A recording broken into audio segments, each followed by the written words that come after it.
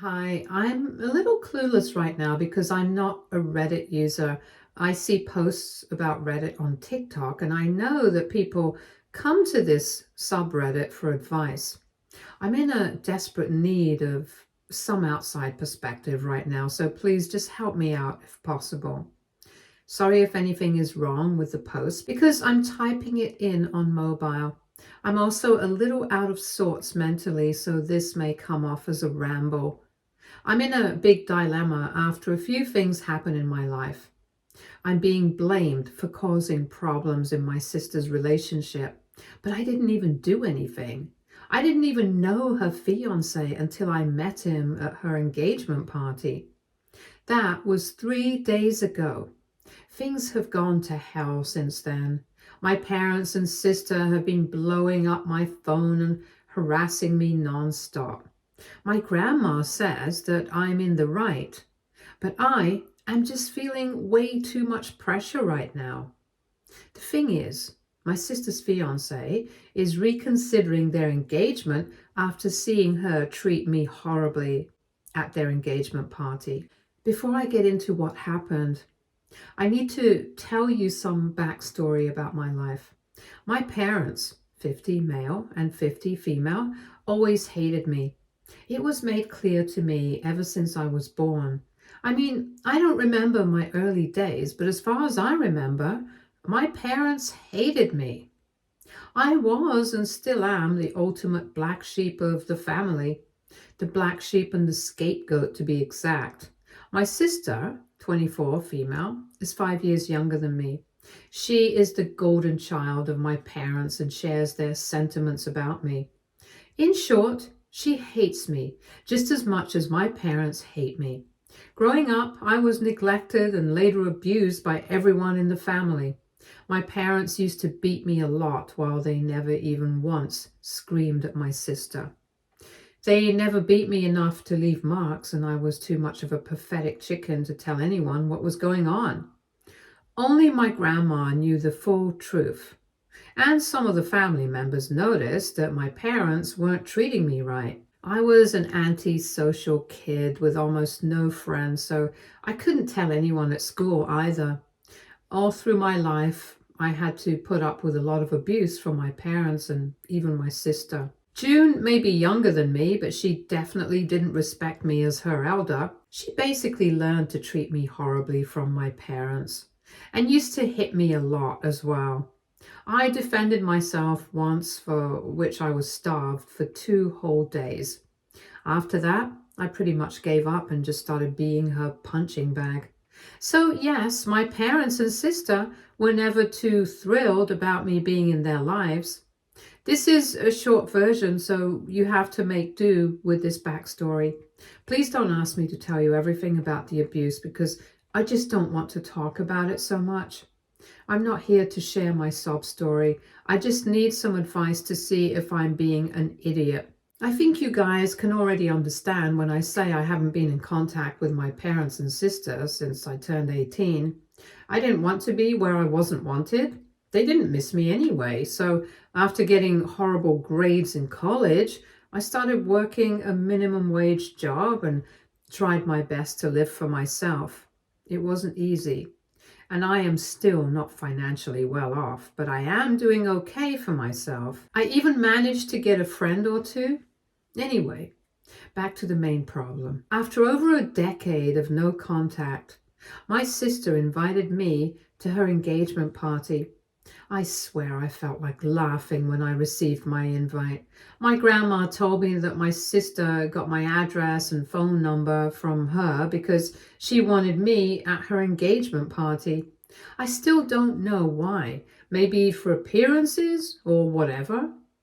I wasn't thrilled about attending, but my parents actually called me up and asked me to come. They were surprisingly polite on call, so I thought that showing up wouldn't hurt. Well, I was wrong. My parents and sister pretty much started to ignore me after exchanging pleasantries and introducing me to June's fiance, Nate. I don't know his age or anything. He seemed like a decent guy, and my grandma confirmed it for me. I was minding my own business and was ready to leave early since my parents and sister had almost become strangers to me after all these years. But I stayed back because Nate kept trying to talk to me. I think he was trying to get to know me because I was going to be his sister-in-law. I didn't know why, because I thought that he would hate me too, just like my sister. After all, he was going to be her husband. He genuinely seemed to want to know more about me and even invited me to lunch the next day with him and my sister. I just gave him a vague reply since I didn't know what to say. I was pretty sure that my sister would not want to be around me. June noticed that Nate and I were talking. She pulled me into the lawn and began screaming at me to stay away from Nate. Then she went on a tangent about how I shouldn't even think of being back in the family because the invite was just for show. She said some nasty crap about me, which I won't repeat here. Her points were that no one loved me, everyone hated me, no one wanted me back in the family, and my favorite? I would always be the unwanted child. I always had been. None of her rants shocked me because I had already heard it all before. The problem is that Nate somehow overheard the conversation because he had gone out to smoke. Now, I'm not sure of what happened later because I went home after my sister kicked me out of the party. 2 days later, though, my sister and parents started to blow up my phone, accusing me of ruining June's life and breaking up her engagement. From what I understand, Nate didn't like the way June treated me. He didn't say anything at the party, but after going home, they had a huge fight. Apparently now Nate is thinking about breaking off the engagement because he has never seen this side of June before. I don't know exactly what went down, but this is what I deduced from my parents and sister's angry rants at me. Now they're trying to force me to talk to Nate and tell him that all was done in good faith. I know this sounds ridiculous, but that's what they want me to do. They want me to lie to Nate and tell him that we all love each other and are just fighting like regular sisters do. Honestly, I'm sort of beating myself up for even attending the party. I don't want to lie to anyone and pretend that my sister is not abusive. I don't want to pretend that I love my sister and she loves me. I spoke to my grandma and she's firmly on my side. She even said that maybe it would be best if Nate walked away because June definitely doesn't deserve a nice man like him. I was initially sure that I was doing the right thing by ignoring my parents and sister, but they are showing no signs of stopping the harassment. I kind of wish this would all go away on its own, but that's probably not going to happen. Their words are starting to take a toll on me. I have been having some thoughts of just doing what they want so that they would leave me alone. But then again, I didn't even do anything and I'm being blamed for absolutely no reason. What do you guys think I should do? AITA for refusing to lie to someone and pretending that I have a loving sister? Edit. A lot of you have questions about why my parents always treated me this way. Some of you have been saying that I probably did something to make them hate me. Yes, I did something. I made the mistake of being born. I'm not making this up. My parents always tell me that it was a mistake to have me. My parents had just been married for a few months when Mom found out that she was pregnant with me. They were young and not ready to have kids. They are very pro-life, so they didn't want to get rid of me. I think my parents kept spoiling my sister and enabling her behavior because they thought it was unfair of me to ruin their vision of a perfect family. At this point, I have no idea why they thought abusing their daughter would be the best way to go about this. This is something you have to ask my parents. I kind of wish they would have adopted me out or something. It literally is a joke to call them my family. They hate me because I stole their dreams from them. They hate me because I didn't let them have a few years of carefree life before finally settling down and planning a family. My sister was the planned kid, so they loved her more and considered her their perfect daughter. I know it's not my fault that I was born, but that reasoning doesn't fly with them. To them, I am the villain and the evil child who needed to be put in her place. Update 1. Guys, I'm absolutely blown away by the responses to my post. I knew that I was probably NTA, but the consensus is definitely overwhelming for me. Your comments have also opened my eyes to how bad things have been for me. I will admit that I have a habit of shutting down and acting nonchalant about stuff. My past and even my present are not easy to deal with. So I have a habit of burying my emotions and trying hard to make it seem like I am unaffected by all the abuse. I am well aware that this is a coping mechanism I developed to deal with the trauma from my childhood.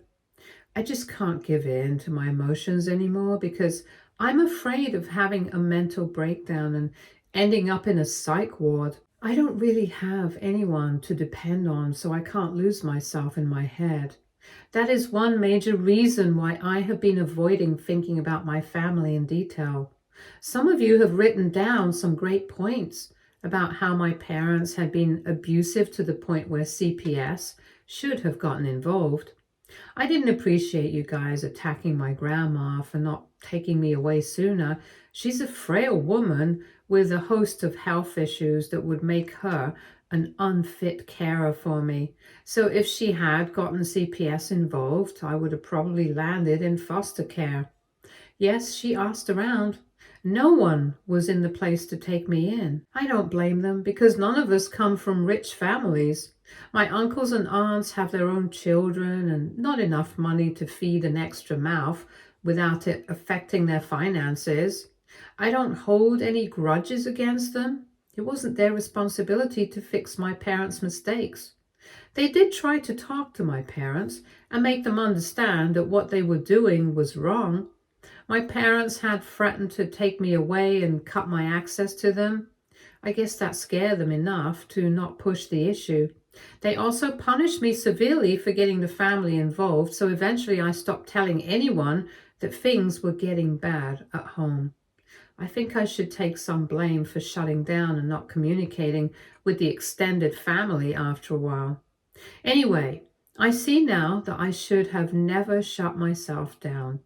No matter how hard it was, I should have spoken up and blasted my family to everyone they knew. I accept this, and I feel ready to slowly take steps towards the right direction. After hearing all your advice, I contacted a close friend of mine and showed her my post. Then I poured my heart out to her, and as predicted, had a breakdown in her apartment. I begged her to help me, and she did. She signed me up for therapy and promised to be with me while I confronted my demons.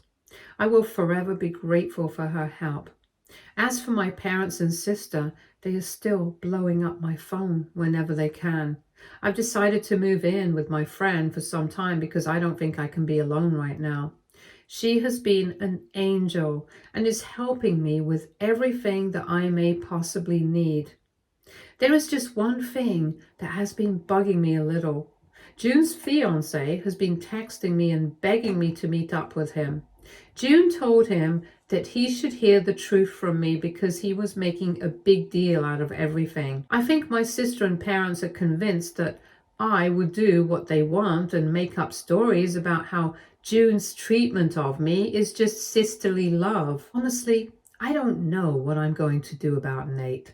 I don't know if I should just block him and move on or meet him and tell him the whole truth.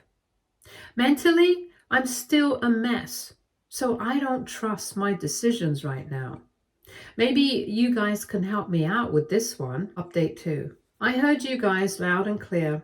I get it. I need to talk to Nate. He needs to know what kind of woman he is going to marry. There's always a possibility that what happened with my parents may happen to them. I'm almost 100% sure that June would end up abusing their kid just like my parents did because it's all normal and justified in her eyes. There's also the fact that Nate is actually a good guy and doesn't deserve to be with a cold witch like my sister. I really thought things through and decided that it would be best to meet up with Nate and tell him everything. I want to do it before going to the therapist because I'm pretty sure I won't be mentally stable after I let it all out to my therapist. At least right now, I can still pretend to be indifferent and speak facts without being an emotional wreck. I've already texted Nate and arranged a meeting with him.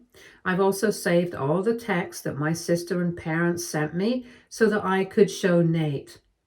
I don't think he would refuse to believe my story, but it's always nice to have some backup proof. We are going to meet tomorrow as per his request, and I will be taking my friend with me.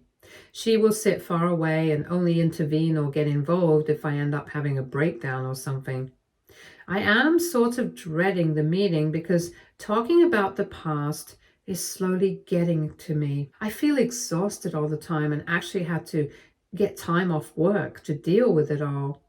Thankfully, my boss is really friendly and doesn't go around canceling leaves for fun. No, he doesn't know the whole story, and I prefer it that way. Telling a friend and a bunch of strangers was enough to make me close to spiraling. I don't want my work to know about my sorry life too, so for now they will be in the dark. As for Nate, I hope I have the strength to tell him the whole story so that he can save himself from marrying my demon sister. Update 3. I met up with Nate last night. It wasn't a calm, peaceful, and collected conversation. I actually expected to go a little nuts, but not to this extent. Releasing pent-up anger and frustration isn't a great feeling. It gets ugly and messy, and that's exactly what happened in yesterday's meeting. When I went to talk to Nate, I could tell right away that he looked like hell. I may not know him that well, but I have seen the man before. He looked completely broken and disheveled.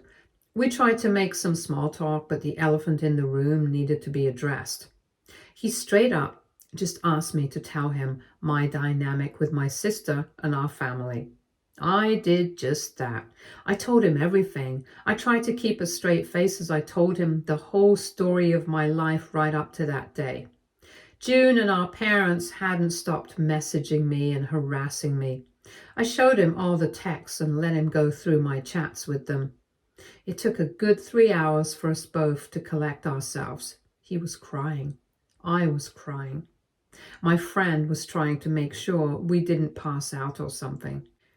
I'm so glad that I took her with me. I was on the verge of having a breakdown, and my friend recognized it right away. She intervened and calmed me down so that I wouldn't end up losing my mind.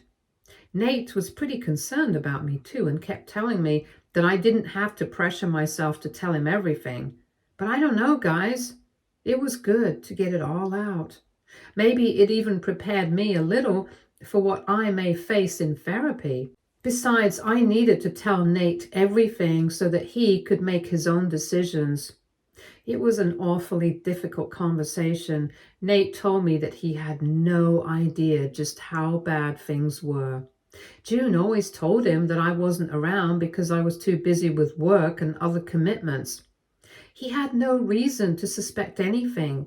My parents had been extra sweet to him, so he had absolutely no doubt that they were good people. That was all until the engagement party. Nate said that it was pure luck that he heard our conversation, but he is glad that he did. Ever since that day, he had been questioning if the woman he fell in love with was even real. He actually asked for some space from June, but she blew up at him at that. June kept telling him that he was overreacting and that sisters are mean to each other all the time. Thankfully, Nate didn't buy any of it. He is a single child, but he has a bunch of girl cousins who also have sisters. He has never seen anyone be so downright nasty to their sister before. Unlike June, he actually has empathy and the emotional capacity to differentiate right from wrong. Nate has tried hard to make June tell him the whole story. When she kept gaslighting him, Nate decided to call up my parents and try to find out what was going on. My parents, of course, said the same thing as June and even tried to tell Nate that I must have said something awful to June to cause trouble. My oh so loving parents painted me as the selfish, pathetic, drama-loving girl who ruins everything because I'm jealous of my sister. Nate still didn't believe them, and that's when he contacted my grandma, who told him the truth. He was absolutely appalled and immediately told June that the wedding was off. She raged and cried and was in hysterics. She kept telling him that he was overreacting. Grandma was lying because I was her golden grandchild. Nate was so confused and overwhelmed by everything that he didn't know what to do. Then my sister stupidly gave him my phone number and told him that he should ask me to explain everything. My sister, of course, expected me to tell him what she wanted me to say, so she encouraged him to talk to me. She had no idea that I would outright say no to her and my parents' demands. I didn't bother correcting her delusions after a few replies on my end, but then I had already made this post and knew what I needed to do. I didn't tell Nate about the post, but I told him everything else that had been going on. My friend filled in the gaps when I couldn't speak anymore.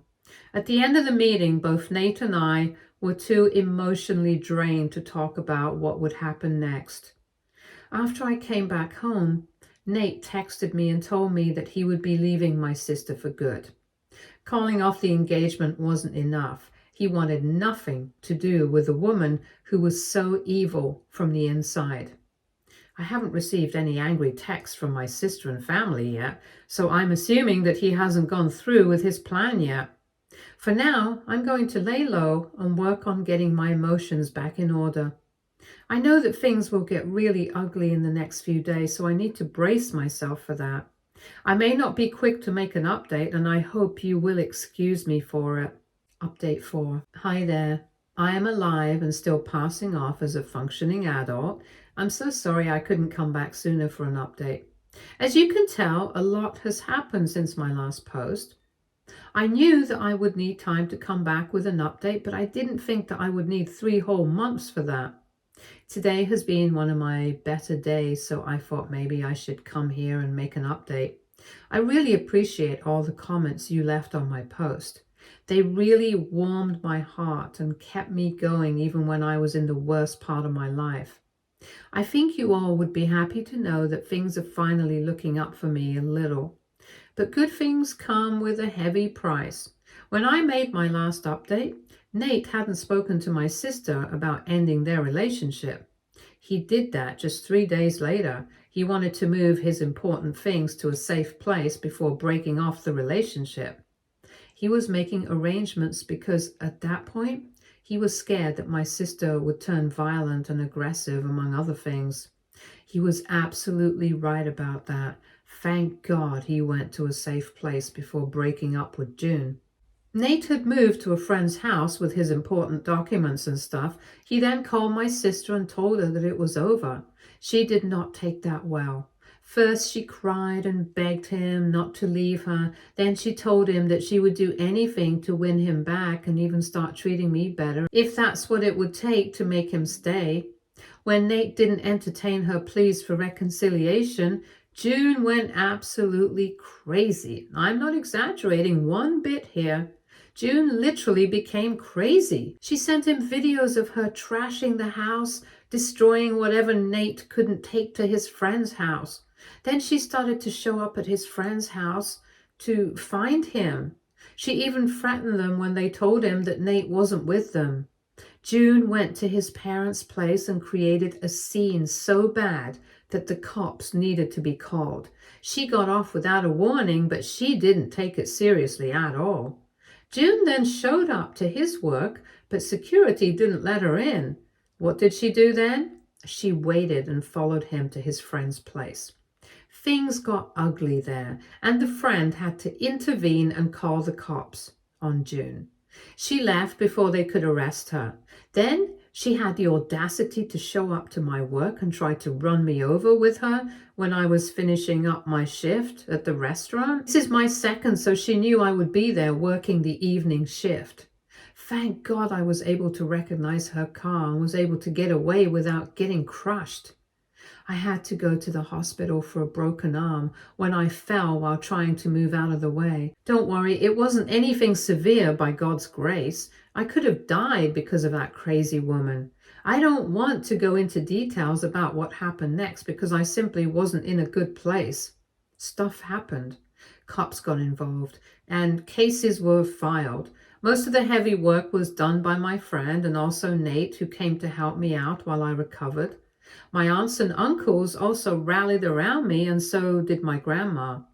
After a very long time, I felt like I finally received the love and care that I always longed for.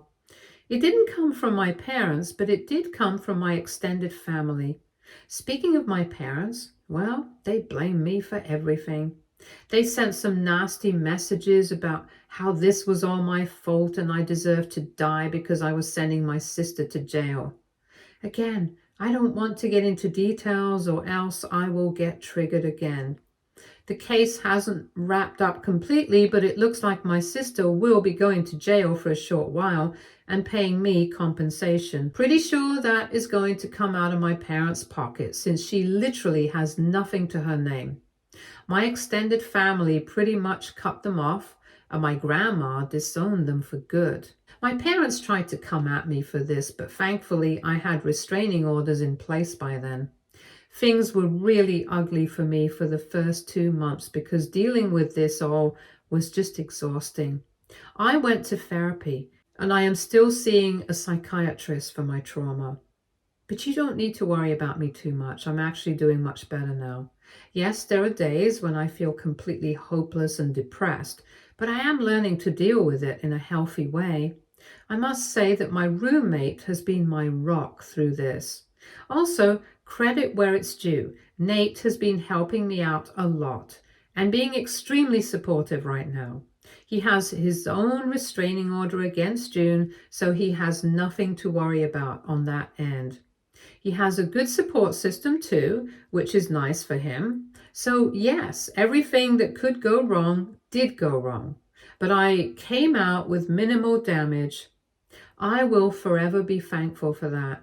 I've been thinking of moving away, but I really don't want to be away from my grandma, who is not in the best health right now. All this has taken a toll on her health as well. That's the update I have for you. I won't be coming back with more updates because I'm hoping things will be calm from now on. I am doing my best to move on, so I needed to say a final thank you to all of you who made this possible. I've taken all your advice and will be keeping it with me for the rest of my life. Stay tuned for more stories from our girl relationships.